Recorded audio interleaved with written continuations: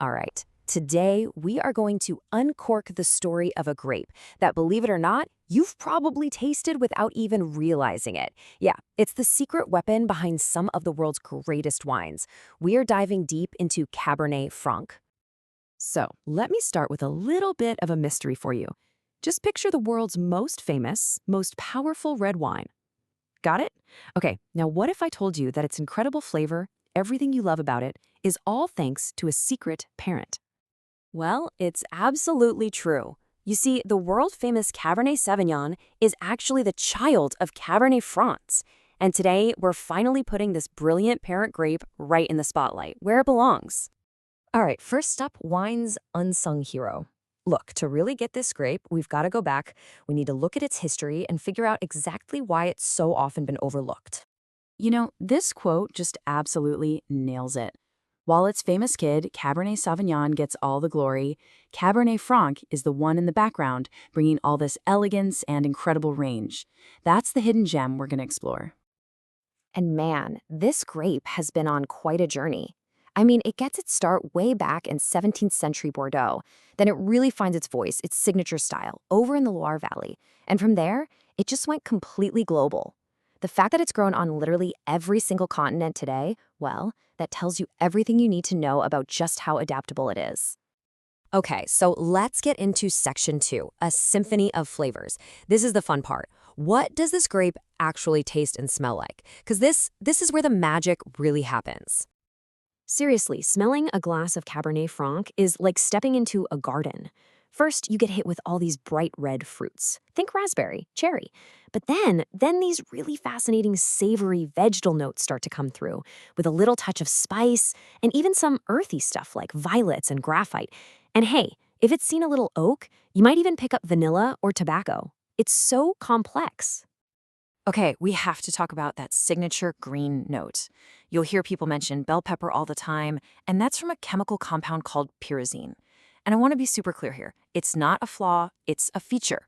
It's what gives the wine this awesome, refreshing, savory complexity that makes it so unique. So how does it actually feel when you drink it? Well, you've got tannins there for structure, but they're usually super soft and silky. The acidity is really bright and vibrant, which, by the way, makes it amazing with food. And it's all wrapped up in this elegant, light to medium body with a finish that just kind of sticks with you. All right, moving on to section 3, it's 2 French homes. Now this is where it gets really interesting, because to truly understand this grape's personality, you have to see the 2 different hats it wears in its most famous French homes, the Loire Valley and Bordeaux. And here it is, the grape's split personality laid right out. Over in the Loire Valley, it's the solo star of the show. We're talking light, elegant, 100% Cabernet Franc wines. But then you go to Bordeaux, and it's the ultimate team player, a crucial part of a blend that adds complexity and finesse. It's the same grape, playing 2 totally different but equally important roles. And I just love this analogy. In a Bordeaux blend, Cabernet Franc really is the best supporting actor, right? It might not be the name on the poster, but it elevates the entire production. It makes the final wine more aromatic, more structured, and in the end, just better. Okay, section 4, a new world journey. Because guess what? The story did not stop in France. Oh no, Cabernet Franc packed its bags, went global, and it is absolutely thriving in some really exciting new places. Just look at its global reach now. In the US, you tend to find these richer, fuller-bodied styles. Then you go up to Canada, where the cooler climate brings out this crisp, elegant side.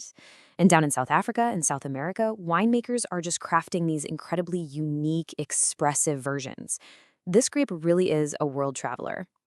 Okay, last section. Section 5, your perfect dinner guest. So why does any of this matter to you?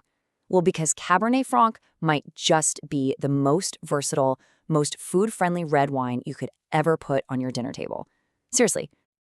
Let's break it down with some can't-miss pairings. You've got roasted chicken or steak, that acidity just cuts right through the richness. Pairing it with a nutty cheese like Gruyere, its complexity just sings. And if you're doing something earthy like a mushroom risotto, oh man, those savory notes in the wine create the most perfect harmony. So the big takeaway here is really simple. It's that combo of bright acidity and gentle tannins that makes it a slam dunk match for pretty much any meal. It's a wine that complements your food instead of just steamrolling it. And you know what? The story is far from over. Winemakers all over the world are pushing the boundaries. They're using sustainable farming, they're using new, innovative techniques, they're even finding cooler, higher vineyards to keep that amazing elegance. The future for Cabernet Franc, well, it looks brighter than ever. So, after everything we've talked about today, it's pretty clear, right? This elegant, versatile, amazing grape has been hiding in the shadows for way too long. So, I guess my only question for you is, isn't it time you discovered wine's best-kept secret for yourself?